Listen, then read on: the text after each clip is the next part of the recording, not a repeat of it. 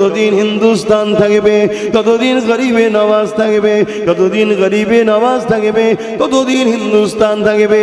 কেন গরিবে নওয়াজকে হিন্দুস্তান আমার রাসূলুল্লাহ দান করেছে, আতা করেছে, দিয়ে দিয়েছে। এ যুবকেরা, তরুণীরা, বাপেরা, গরিবে নওয়াজ যখন হিন্দুস্তানে আসলে, অনেক বড় কথা সংক্ষেপে দুই একটা বলি। একটা জায়গায় যেখানে গরিবে নওয়াজ বসলেন, ওই আনা সাগরের পাশে গরিবে নওয়াজ বসলেন। ওই জায়গায় বসার পরে আজানটা দিলেন, আজানের পর নামাজ হয়ে গেল। এলাকার মানুষের অবাক হয়ে শুনতে লেগেছে, ইনারা আবার কারা? কেননা ভারতীয় জমিনে এই আজান কখনো মানুষ শোনেনি। ওই এলাকার মানুষেরা তখন দেখেনি। এ যুবকেরা, তরুণীরা, বাপেরা, সন্ধ্যা যখন আগিয়ে আসতে লেগেছে, রাজা সৈন্য সামন্তরেরা, রাজার লোকেরা এমন করে উট ঘোড়াকে নিয়ে এসে যে জায়গায় গরিবে নওয়াজ বসেছিল ওই জায়গাতে উট ঘোড়া বাঁধার জায়গা। গরিবে নওয়াজকে এসে বলতে লাগলো, এই জায়গাতে রাজার উট ঘোড়া বাঁধার জায়গা, আপনারা অন্য কোনো জায়গায় যান, এই জায়গাতে রাজার উট বসবে, এই জায়গা থেকে আপনারা সরে যান।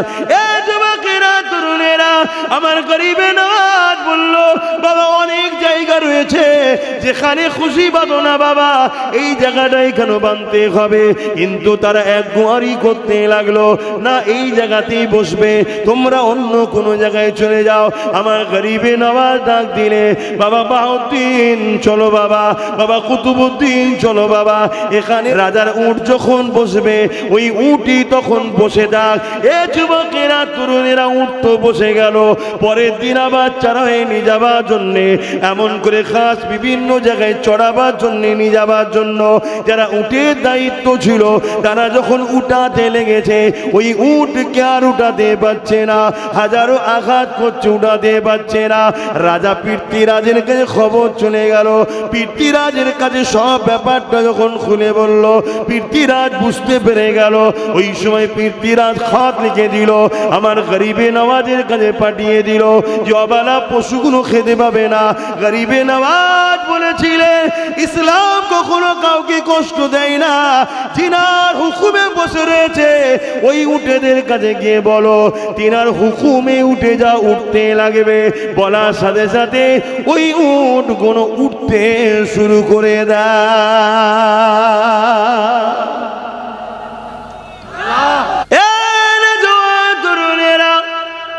আল্লাহর ওলি সুলতান গরিবে নওয়াজ খাজা মঈনুদ্দিন আজমিরি সঞ্জালি রাহমাতুল্লাহ আলাইহি আনা সাগরে উযু করতেন।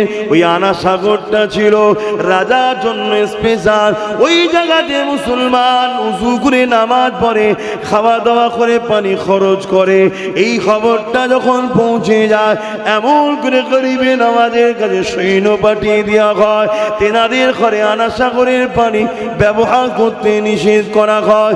এ যুবকেরা, তরুণীরা, বাপেরা, এই গরিবে নওয়াজ হযরত কুতুবউদ্দিন বখতি আকাকি রাহমাতুল্লাহ আলাইহি বললে, বাবা কুতুবউদ্দিন রে, যাও বাবা এক লোটা পানি তুলে নিয়ে আসো, না জানি আর হয়তো পানি ব্যবহার করতে দেবে না বাবা, এক লোটা পানি তুলে নিয়ে আসো বাবা। আমার গরিবে নওয়াজের হুকুম শুনে যখনই তিনার খলিফা মুরিদ যখন পানিটা উঠাতে লাগলো, ওই সময় দেখা যায় সমস্ত পানি ওই লুটার মধ্যে চলে আসে। আরো জোরে বলুন সুবহান। হাদিস পাকের মধ্যে আছে, আল্লাহর ওলিরা দুনিয়া থেকে চলে যাওয়ার পর 70 গুণ পাওয়ার বেড়ে যায়। আজকে কিছু মানুষ ক্ষমতার জোরে গরিবে নওয়াজের মাজারকে নিয়ে ষড়যন্ত্র শুরু করেছে, খবর আছে না? শুনে রেখে দাও, গরিবে নওয়াজ কে তোমরা জানো? গরিবে নওয়াজ তো তিনি যিনি হলেন আতায়ে রাসূল। হিন্দুস্তানকে তো আমার নবী পাক গরিবে নওয়াজকে দান করেছে। যতদিন হিন্দুস্তান থাকবে ততদিন গরিবে নওয়াজ থাকবে, যতদিন গরিবে নওয়াজ থাকবে ততদিন হিন্দুস্তান থাকবে। কেন গরিবে নওয়াজকে হিন্দুস্তান আমার রাসূলুল্লাহ দান করেছে, আতা করেছে, দিয়ে দিয়েছে। এ যুবকেরা, তরুণীরা, তরুণেরা বাপেরা, গরিবে নওয়াজ যখন হিন্দুস্তানে আসলে, অনেক বড় কথা সংক্ষেপে দুই একটা বলি।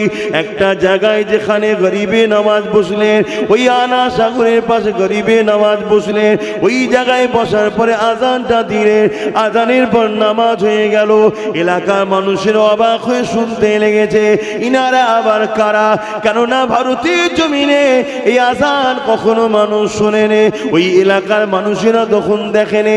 এ যুবকেরা, তরুণীরা, বাপেরা, সন্ধ্যা যখন আগিয়ে আসতে লেগেছে, রাজা সৈন্য সামন্তরেরা, রাজার লোকেরা এমন করে উট ঘোড়াকে নিয়ে এসে যে জায়গায় গরিবে নওয়াজ বসেছিল, ওই জায়গাতে উট ঘোড়া বাঁধার জায়গা। গরিবে নওয়াজকে এসে বলতে লাগলো, এই জায়গাতে রাজার উট ঘোড়া বাঁধার জায়গা, আপনারা অন্য কোনো জায়গায় যান, এই জায়গাতে রাজার উট বসবে, এই জায়গা থেকে আপনারা সরে যান। এ যুবকেরা, তরুণেরা, আমার গরিবে নওয়াজ বলল, বাবা অনেক জায়গা রয়েছে যেখানে খুশি বাঁধো না বাবা, এই জায়গাটাই কেন বাঁধতে হবে? কিন্তু তারা এক গুয়ারি করতে লাগলো, না এই জায়গাতেই বসবে, তোমরা অন্য কোনো জায়গায় চলে যাও।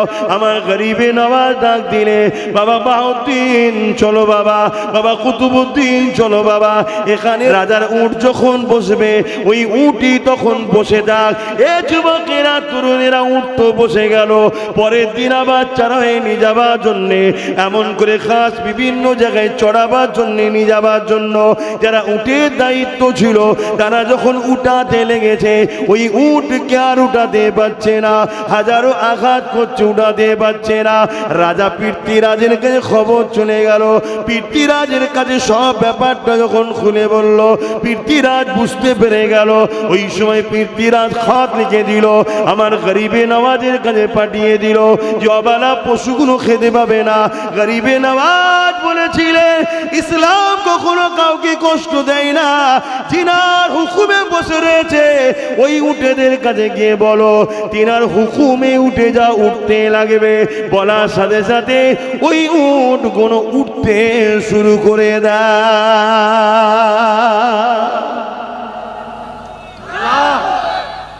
আল্লাহ, যে গরিবে নওয়াজের 850 বছর আগে বসানো উটকে উঠাতে পারে না, আজকে সেই গরিবে নওয়াজের মাজারের মার্বেল তোলার স্বপ্ন দেখছে একদল মানবরূপী পশুরা। শুনছেন তো নাকি? হ্যাঁ, সময় থাকতে থাকতে উচিত হবে ওদের ক্ষমা চেয়ে যাওয়া গরিবে নওয়াজের দরবারে। আর না হয় জাহান্নাম ইন্তজারে রয়েছে। আগ যখন ধরবে, আগুন যখন পাকড়াও করবে, রেহায়াত থাকবে না।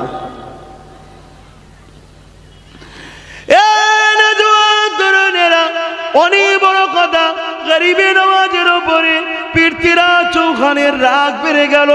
কি করে গরিবে নওয়াজকে তাড়াতে লাগবে?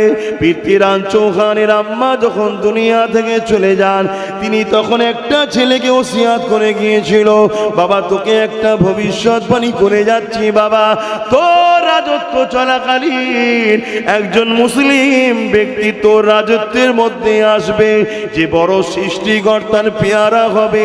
বাবারে তার পিছনে লাগতে যাবি না, সে নাই সত্যের কথা বলতে আসবে, সে তোর রাজত্ব দখল করতে আসবে না, তাই তার পিছনে তুই লাগবি না।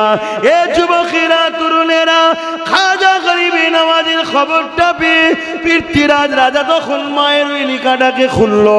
মায়ের লিখাটা খুলে যখন দেখতে লাগলো, মা বলতে লেগেছে, বাবা তোর রাজত্ব চলাকালীন একজন মুসলমান আসবে বাবা, যে তোর রাজত্ব নিতে আসবে না, সে মানুষকে ইনসাফ দিতে আসবে, মানুষের অধিকার ফিরিয়ে দিতে আসবে, গরিবদের মুক্ত করতে আসবে, কৃতদাস প্রথা বন্ধ করতে আসবে, উঁচু নিচুর ভেদাভেদ বন্ধ করতে আসবে।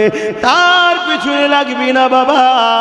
অহংকার রাজা রাজত্বের গরমে পড়ে যখন এই লিখাটা দেখলো, ওই লিখাটা মায়ের লিখা না মেনে নিয়ে সে মনে মনে বলতে লাগলো, আমার মা যখন এই লিখাটা লিখেছিল বা ওসিয়াত করেছিল, তখন আমার মায়ের বয়স ছিল 90 বছর। মাথা ঠিক ছিল না মায়ের, বয়স হয়েছে, মায়ের ঠিক ছিল না। যদি মেনে নিত ধ্বংস হতো। ক্ষমতার অন্ধকার, ক্ষমতার যোগ।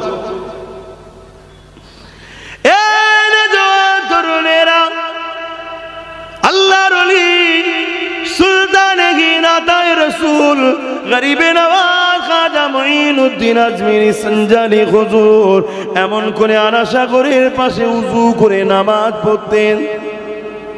হুজুরের কথা একটু বলছি, অসুবিধা হচ্ছে নাকি? কারণ আপনারা খবর পেয়েছেন তো হুজুরের মাজাল্লে বিয়াদি করতে চাইছে, খবর পেয়েছেন তো নাকি? এটা কাদের দোষ বলবেন তো? আমাদের দোষ, অবশ্যই আমাদের দোষ। আমাদের গাফলতির জন্যই সব হচ্ছে, অন্য কিচ্ছু না।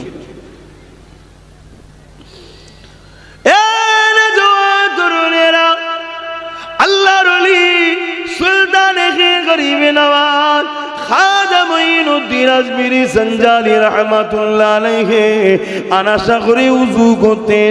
ওই আনাসাগরটা ছিল রাজার জন্য স্পেশাল। ওই জায়গাতে মুসলমান উযু করে নামাজ পড়ে, খাওয়া দাওয়া করে, পানি খরচ করে। এই খবরটা যখন পৌঁছে যায়, এমন করে গরিবে নওয়াজের কাছে সৈন্য পাঠিয়ে দেওয়া হয়, তেনাদের ঘরে আনাসাগরের পানি ব্যবহার করতে নিষেধ করা হয়। এ যুবকেরা, তরুণীরা, বাপেরা, এই গরিবে নওয়াজ হযরত কুতুবউদ্দিন বখতিয়ার কাকি রাহমাতুল্লাহ আলাইহিকে বললে, বাবা কুতুবউদ্দিন রে, যাও বাবা এক লোটা পানি তুলে নিয়ে আসো, না জানি আর হয়তো পানি ব্যবহার করতে দেবে না। বাবা এক লোটা পানি তুলে নিয়ে আসো বাবা। আমার গরিবে নওয়াজের হুকুম শুনে যখনই তিনা খলিফা মুরিদ যখন পানিটা উঠাতে লাগলো, ওই সময় দেখা যায় সমস্ত পানি ওই লুটার মধ্যে চলে আসে। আরো জোরে বলুন সুবহান। হাদিস পাকের মধ্যে আছে আল্লাহর ওলিরা দুনিয়া থেকে চলে যাওয়ার পর 70 গুণ পাওয়ার বেড়ে যায়। দুনিয়ায় থাকা অবস্থায় যদি গরিবে নওয়াজ এটা দেখায়, চলে যাওয়ার পর পাওয়ার কত বাড়ে? 70 গুণ।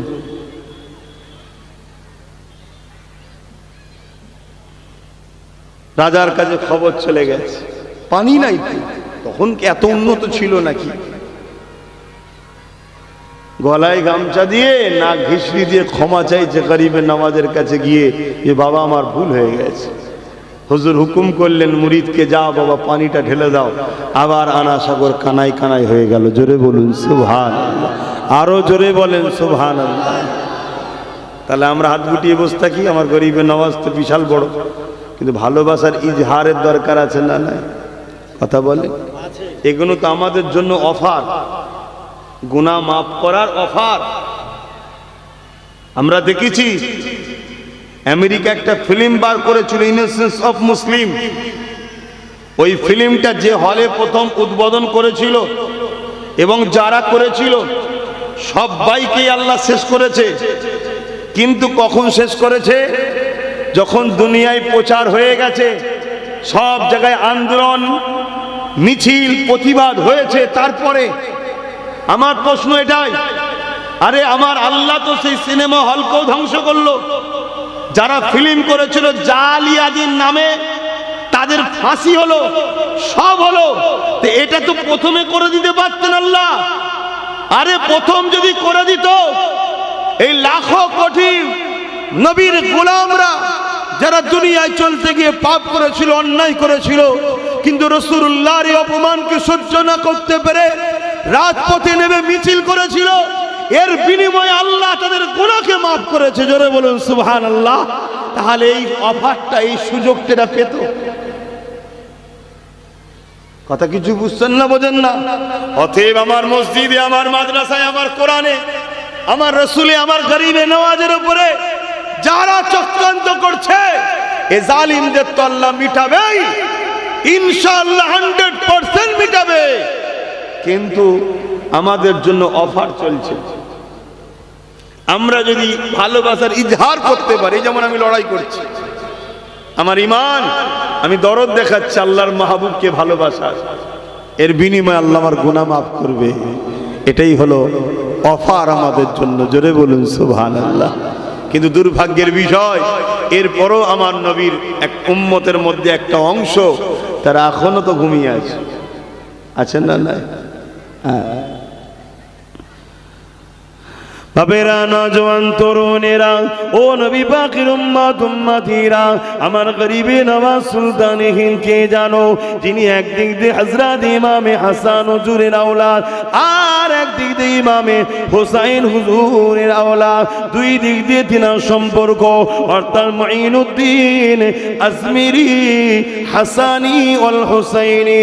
এ যুবকেরা, তরুণেরা, আমার গরিবে নওয়াজ যখন হিন্দুস্তানে আসে, হুজুর আমার একদিন রাস্তা দিয়ে যেতেছে, এমন সময় দেখা যায় একদল মানুষ আগুনের উপাসনা করতে লেগেছে। আমার গরিবে নওয়াজ সেখানে পৌঁছে গেলে, সেখানে দাঁড়িয়ে গিয়ে তাদেরকে বলতে লেগেছে, বাবারা তোমরা এখনো কি করতে লেগেছো? তারা বলতে লেগেছে, আমাদের আগুন খুদার উপাসনা করতে লেগেছে। কতদিন করতে লেগেছো? তারা বলতে লেগেছে 40 বছর ধরে করতে লেগেছে। এ নওজওয়ানেরা, গরিবে নওয়াজ বললেন, তাহলে 40 বছর ধরে যখন তোমাদের বিশ্বাস আগুন খোদার পূজা করতে লেগেছো, তাহলে নিশ্চয়ই হাত দিলে পোড়াবে না। তোমরা কেউ একজন হাত দিয়ে দেখাও। তারা বলতে লেগেছে, আগুন তো পুড়িয়ে দেবে। আমার গরিবে নওয়াজ বলেছিল, আগুনের পুড়াবার ক্ষমতা নাই।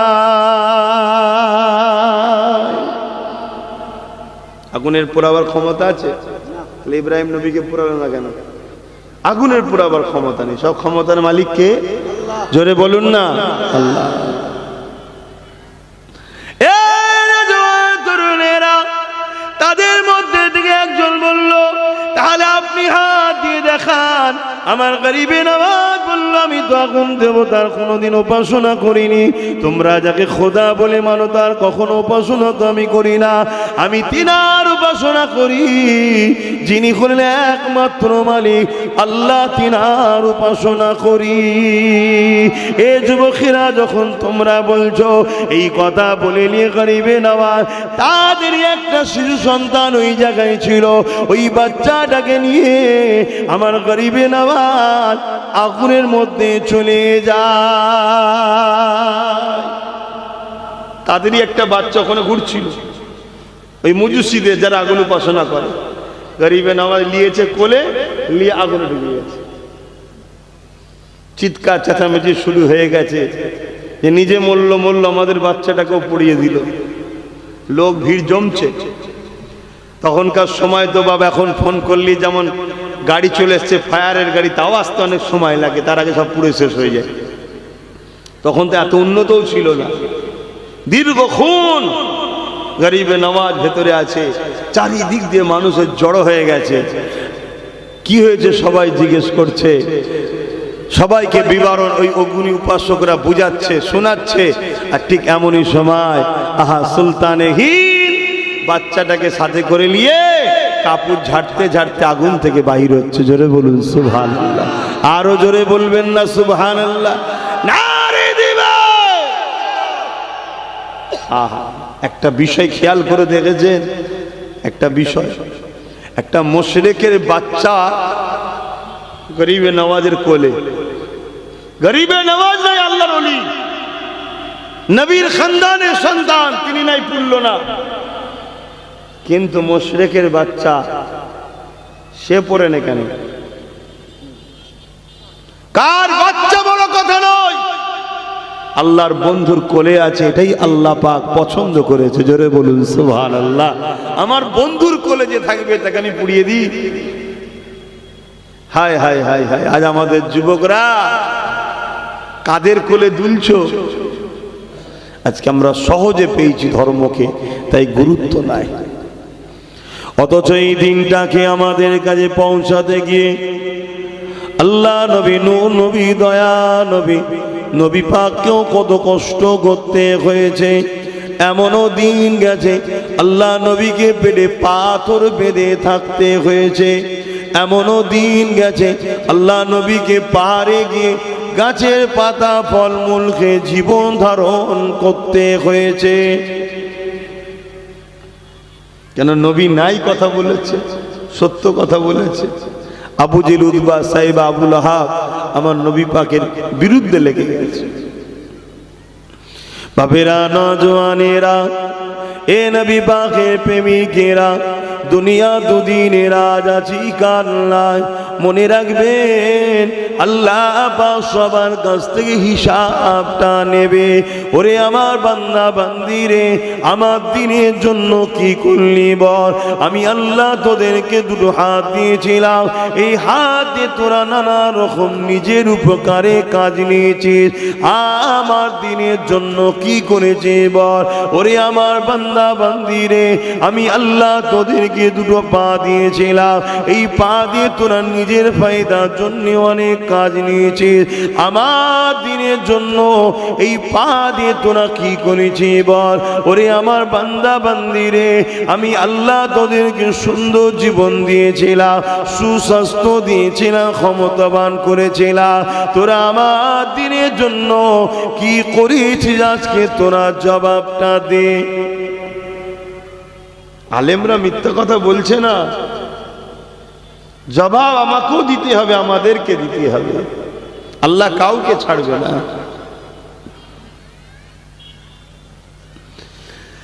এই নওজওয়ানেরা, এবার নবী পাকের প্রেমিকেরা, তাই তো বুঝাতে বারবার চাই, ইসলামকে মহাব্বত করেন, ভালোবাসেন, পেয়ার করেন, নিজের ধর্মের উপরে ভক্তি মহাব্বত রাখেন, নবী পাকের দেখানো রাস্তাতে জীবন করার চেষ্টা করে। দুনিয়া তো সম্মানিত হবেন, আখিরাতে নাজাতটা পেয়ে যাবেন।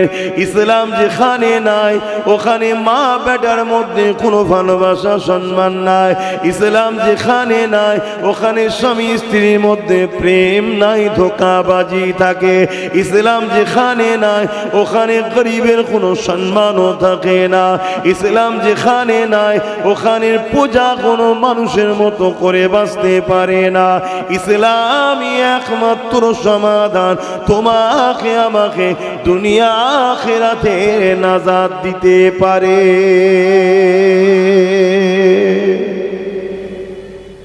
কিন্তু আমরা তো নামে ইসলাম মানি, সবাই ইসলাম মানি বলি, শুধু মুখ দিয়ে বলে দিবার নাম তো মানা নয়, ওটাকে তো বাস্তবে দেখাতে হবে।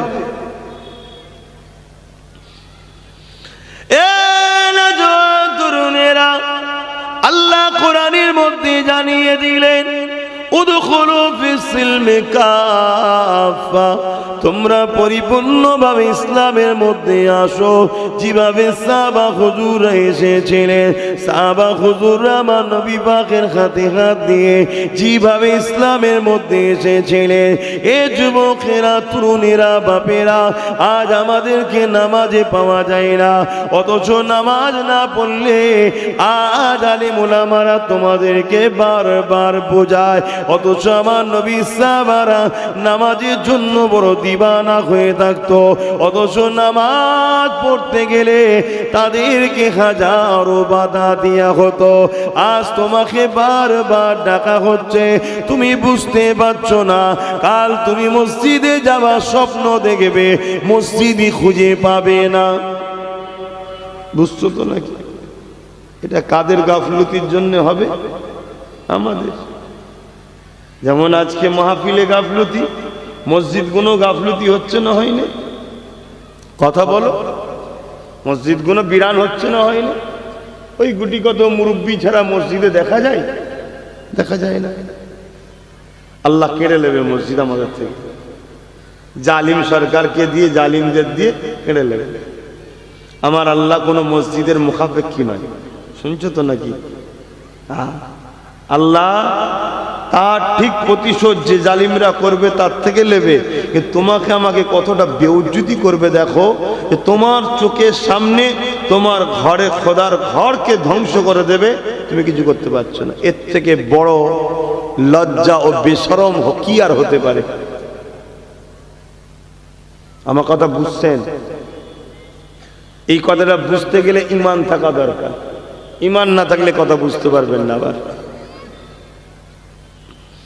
বাপেরা, নওজোয়ান তরুণেরা, এ নবী পাকে প্রেমিকেরা, এ নওজোয়ানেরা, আজ থেকে 3-4 বছর আগে যা বলেছিলাম আজকে অক্ষরে অক্ষরে মিলে যেতে লেগেছে। আজ থেকে 3-4 বছর আগে বলেছিলাম এমন একটা দিন আসবে আপনি মসজিদে ঢুকতে যাবেন, আপনাকে AK-47 দিয়ে বাধা দেওয়া হবে। 3-4 বছর আগে বলেছিলাম একজন কেউ দাঁড়িয়ে গিয়ে কেস করে দেবে, কোর্ট ফাইনাল দেবে, যতক্ষণ না সমাধান হচ্ছে মসজিদে কেউ যাবে না, তালা মারা থাকবে। হচ্ছে না, হয় না? এর জন্য যারা এই কাজ করছে তারা দোষী না তার আগে আমরা দোষী? কেন সবাই মহল দেখে নিয়েছে যেখানে 2-5 জন আছে, মসজিদে যায় 2-5 জন। এদের যুব সমাজ মসজিদের উপর দরদ নাই, এদের যুব সমাজের দরদ গানে, যাত্রায়, ফাংশনে, সিনেমায়, থিয়েটারে, বেঈমান নেতাদের কাছে। অতএব গান বাড়াও, সিনেমা বাড়াও, যাত্রা বাড়াও, ফাংশন বাড়াও, মুসলিম মহল্লায় মহল্লায় ফাংশন দাও। তোমার গ্রাম থেকে 10টা ছেলেকে কিনে লিয়া হবে যে তোদের এলাকায় ফাংশন দিবি, যত খরচ সব আমার, এক্সট্রা তোদের 10 জনকে 2 লাখ কোটি টাকা দেবো। যাক 50 লাখ খরচ, 50 লাখ খরচ হোক, কিন্তু এই 50 লাখ খরচ করার পরে কি হবে? ঐতিহাসিক আদিনার মতো মসজিদ হাতছাড়া হবে। কথা মাথায় ঢুকছে না? ঢোকে না? মুসলমান ঘরে ছেলে মেয়েরা, তরুণেরা, এ নবী পাকে প্রেমিকেরা, ভুল আমাকে বুঝবেন না। আল্লাহ নবী বড় কষ্ট করে দিন ইসলামটা দিয়ে গেছে, আমাদের ওপরে দায়িত্বটা কিয়ামত পর্যন্ত রয়েছে। আমরা যদি সেই নবীর দিনকে নিয়ে তামাশা বানাই, আল্লাহ অবশ্যই আমাদেরকে বেউজ্জতির মরণ দেবে এবং পরকালে আল্লাহ পাক আযাবে জাহান্নামটা দিয়ে দেবে। এ আমাদের দায়িত্ব রয়েছে। দুনিয়া জমিনে যেমন সংসারকে দেখতে হবে, দুনিয়া জমিনে যেমন হালাল ইনকাম করতে হবে, দুনিয়াদারি করতে হবে, তার পাশাপাশি মনে রাখবে এই কাজগুলোকে ধর্ম অনুযায়ী করতে হবে এবং নিজে ধর্মের উপরে ভক্তি ভালোবাসা রাখতে হবে। এর মানে এটা নয় অন্য কারো ধর্মের উপরে তুমি আঘাত দেবে না। ইসলাম কাউকে আঘাত দিতে শেখাই না, আমরা দিইনি, কখনো দিয়েছি নাকি?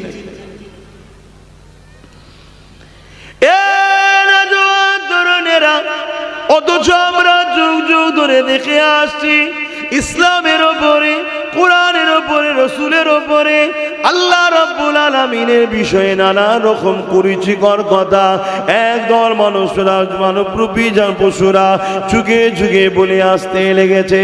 মনে রাখবেন এতে আমার আল্লাহ পাকের কোনো অসুবিধে নাই, আমার রাসূলুল্লাহর কোনো অসুবিধে নাই। কোরআন এমন একটা কিতাব যেটা আছে মিটাবার কোনো ক্ষমতা নাই, এতে কোরআনেরও কোনো অসুবিধে নাই, এতে আমার ইসলামেরও কোনো অসুবিধে নাই। মনে রাখবেন তোমার আমার প্রেমের ইজহারটা তাহলে কি হলো? আল্লাহ নবী যখন দুনিয়া থেকে চলে গেলেন, এই সময় একটা ব্যক্তি বেরিয়েছিল মুসাইলামাতুল কাজ্জাব। সে আমার নবী পাকের খাতমে নবুয়াতের বিরোধী করে এমন করে সে দাবি করেছিল আমি শেষ নবী, সে নিজেকে নবী দাবি করেছিল। তরুণেরা, আল্লাহ নবী সাহাবা হুজুররা, হযরত আবু বকর সিদ্দিক তখন খলিফাতুল মুসলিমিন ছিলেন, তিনি সাহাবা হুজুরদেরকে নিয়ে মিটিং এ বসে গেলেন। ওই মিটিং এ আলোচনা হতে লাগলো। হযরত আবু বকর সিদ্দিক জিজ্ঞাসা করতে লাগলো, হে আমার নবীর অনুচরেরা, সাহাবারা, বলো তো দেখি খাতমে নবুয়াতের বিরোধী করে মুসাইলামাতুল কাজ্জাব নিজেকে নবী দাবি করেছে। বিদেশি শক্তির ইসলামের দুশমন যারা, তারা মুসাইলামাতুল কাজ্জাবকে সাপোর্ট করছে, তাকে অর্থ দিয়েছে, সৈন্য দিয়েছে, অস্ত্র দিয়েছে, তাকে ক্ষমতা সুযোগ দিয়েছে, তাই সে ক্ষমতার জোরে নিজেকে নবী দাবি করেছে। এর বিষয়ে আমাদের কি করা দরকার? মাইকরা যে বুঝতে পারছেন, ইসলামের উপরে ঝড় যুগে যুগে এসেছে, কিন্তু মনে রাখবেন আমার আল্লাহ তিনি ইসলামের হিফাজত যুগে যুগেই করেছে। জোরে বলুন সুবহানাল্লাহ। কেন এটা তিনার পছন্দনীয় ধর্ম। তা আল্লাহ নবী সাহাবারা বললেন, ভাই আবু বকর সিদ্দিক, আপনি তো খলিফাতুল মুসলিমিন, আপনি যেটা করবেন সেটাই আমরা মেনে নেব, আপনি যেটা ফয়সালা দেবেন। হযরত আবু বকর সিদ্দিক বলেছিলেন, আমি জানি পৃথিবীর জালিমরা যদি আমার রাসূলুল্লাহর বিরুদ্ধে কোনো সমালোচনা করে, মিথ্যা নবী দাবি করে, এতে আমার নবীর খতমে নবুয়াতের কিছু যায় আসে না। কেন আল্লাহ তো বলেছেন ওয়ালাকির রাসূলুল্লাহ ওয়া খাতামান নবী। কিন্তু আমরা যে নবীকে ভালোবাসি বলি, আমাদের তো প্রেমের ইজহার করা দরকার, আমাদের তো প্রেমের ইজহার দেখানো দরকার। তাই আমি আবু বকর মন স্থির করেছি, মুসাইলামাতুল কাজ্জাবকে বুঝাবো। যদি না ও বোঝে, খতমে নবুয়াতের শান মর্যাদার উপরে কালিমা দেওয়ার চক্রান্ত করার জন্য মুসাইলামাতুল কাজ্জাবের বিরুদ্ধে আমি আবু বকর সংগ্রাম করব, লড়াই করব। জোরে বলুন সুবহানাল্লাহ, আরো জোরে বলুন সুবহানাল্লাহ। আজকের দিনেও যদি কোনো মানবরূপী পশু, সে পৃথিবীর যে কোনো দেশেই হোক, আমার নবীর শানে যদি গুস্তাখি করে, এতে আমার নবীর কোনো অসুবিধা হবে? কথা বলেন। ঠিক তেমনই মুসলিম ঘরের ছেলে দাবি করে আমরা যদি নবীর থেকে দূরে সরে যাই, আমার নবীর কোনো অসুবিধা হবে? কিচ্ছু হবে না। আল্লাহ বা যখন আমার নবী পাক কের শান মর্যাদা যখন আল্লাহ বা বাড়িয়ে দিয়েছে, এখানে দুনিয়া কি করতে চাইছে, দুনিয়া কি বলতে চাইছে, ওটা বড় বিষয় নয়।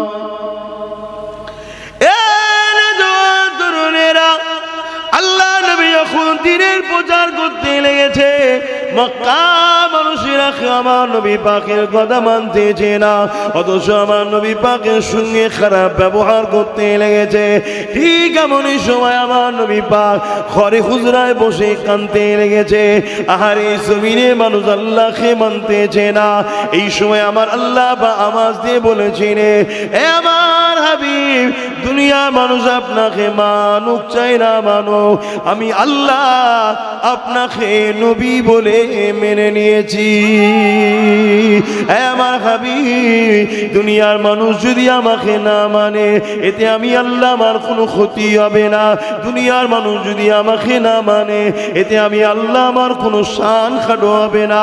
এ আমার হাবিব, দুনিয়ার মানুষ যদি আমার নাফরমানি করে, আমার আল্লাহ পাকের রাজত্বের কোনো ক্ষতি হবে না। এ আমার হাবিব, আমি জানতে চাই আপনি কি আমাকে আল্লাহ বলে মেনে নিয়েছেন? আমার রাসূলুল্লাহ সাদা গোলটা আসমানের দিকে তুলে বলেছিলেন, লা ইলাহা ইল্লাল্লাহ, আল্লাহ আমি মুহাম্মদ রাসূলুল্লাহ, আপনাকে ছাড়া অন্য কোনো ইলাহকে মানি না। অর্থাৎ কোনো ইলাহা নাই, যিনি আছেন আল্লাহ, আপনি, আপনাকে আল্লাহ বলে মেনে নিয়েছি।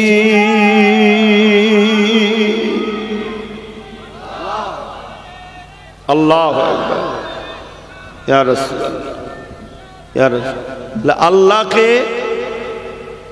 নবী মেনে নিয়েছে, নবীকে আল্লাহ মেনে নিয়েছে। আমাদের আর প্রয়োজন আছে কারো? কথা বলেন। এখন আমরা যদি কপাল ওয়ালা হতে চাই, আল্লাহ ও রসুলকে মেনে নিতে হবে, আর মানার মতো মানতে হবে। মুখে দরদ দিলে হবে না। মুসাইলামাতুল কাজ্জাব খাতমে নবুয়াতের বিরুদ্ধে গিয়ে নবী দাবি করেছে, এতে আমার নবীর কিছু যায় আসে না।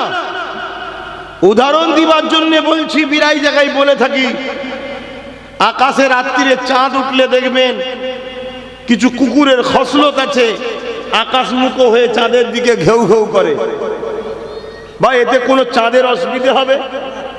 ঠিক তেমনই মানুষের মধ্যে কিছু মানুষ আছে, বারবার আমার রসুলের শান নিয়ে, দিন ইসলাম নিয়ে, কোরআন নিয়ে, আল্লাহ নিয়ে ঘেউ ঘেউ করে।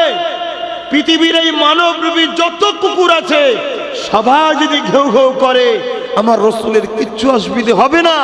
এই মুসাইলামাতুল কাজ্জাব কেন? হাজারো কাজ্জাব যদি নবী দাবি করে, আমার নবী কিন্তু শেষ নবীই থাকবে। জোরে বলুন সুবহানাল্লাহ, আরো জোরে বলুন সুবহানাল্লাহ। কিন্তু আবু বকর সিদ্দিক কি বললেন? আমরা যে ভালোবাসি বলি, ভালোবাসার ইজহার দেওয়া দরকার আছে না না, প্রমাণ দেওয়ার দরকার আছে না না। হযরত আবু বকর সিদ্দিক এই জন্য আল্লাহ নবী সাহাবাদের মধ্যে থেকে 10,000 যুবক সাহাবা হুজুরকে ঠিক করলেন। এ নওজওয়ানেরা 10,000 যুবক সাহাবা হুজুরকে নিয়ে হযরত আবু বকর সিদ্দিক মুসাইলামাতুল কাজ্জাবকে বুঝাবার জন্য যেতে লেগেছে। যদি বলেন সাথে 10,000 কেন নিয়ে যাচ্ছে? আরে মুসাইলামাতুল কাজ্জাব 90,000 সৈন্য দিয়ে সর্বসময় নিজের সিকিউরিটি বানিয়ে রেখে দিয়েছে। 90,000 একটা দুটো নয়, বিদেশি অর্থ দিচ্ছে, বিদেশি শর্ত দিচ্ছে, বিদেশি অর্থ দিচ্ছে, বিদেশি অস্ত্র দিতে লেগেছে। কেননা তারা আমার নবী পাকের দুশমন যারা, তারা চাই মুসাইলামাতুল কাজ্জাবের দ্বারা মিথ্যা নবী দাবি করে আমার নবীর উম্মতের মধ্যে বিভ্রান্ত তৈরি করে দেব। এ যুবকেরা, তরুণেরা, বাপেরা, হযরত আবু বকর সিদ্দিক এই 10,000 যুবক সাহাবাদের নিয়ে মুসাইলামাতুল কাজ্জাবের দিকে রওনা দিল। মুসাইলামাতুল কাজ্জাবের কাছে গিয়ে হযরত আবু বকর সিদ্দিক তাকে বুঝাতে লাগলো, কুরআন যেখানে গাওয়া দিয়েছে ওয়ালাকির রাসূলুল্লাহ ওয়া খাতামান নবী, নবী যখন শেষ নবী, কেন তুমি উম্মতের মধ্যে বিভ্রান্তি ছড়াও? কেন তুমি ফিতনা লাগাতে লেগেছো?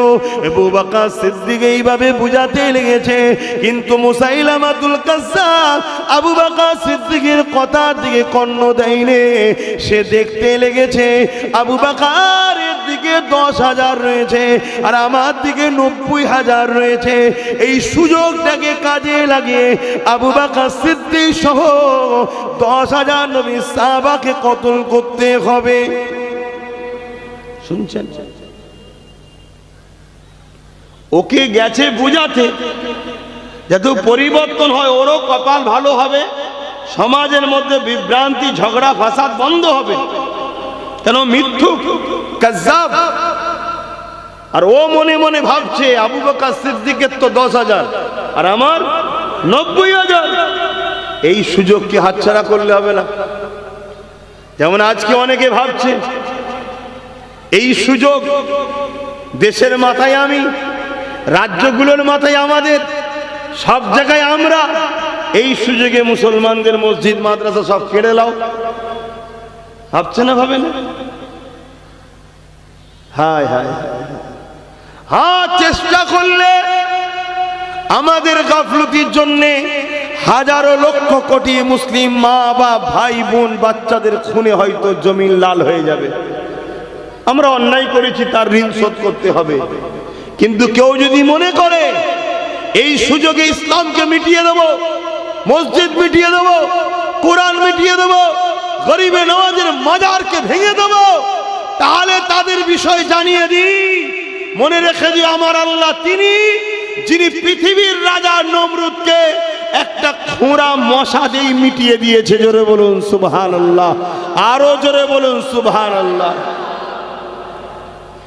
যদি কারো এ নেশা জাগে, ক্ষমতার আসনে বসে এ নেশা যদি জাগে, এই সুযোগে সব জায়গায় আমাদের লোক যা খুশি বিল পাস করে নেব, যা খুশি কোর্ট থেকে আইন বার করে নেব, যা খুশি কোর্ট থেকে রায় বার করে নেব, সব আমাদের গরিবের নওয়াজের মাজারটাকেও তুলে দেব।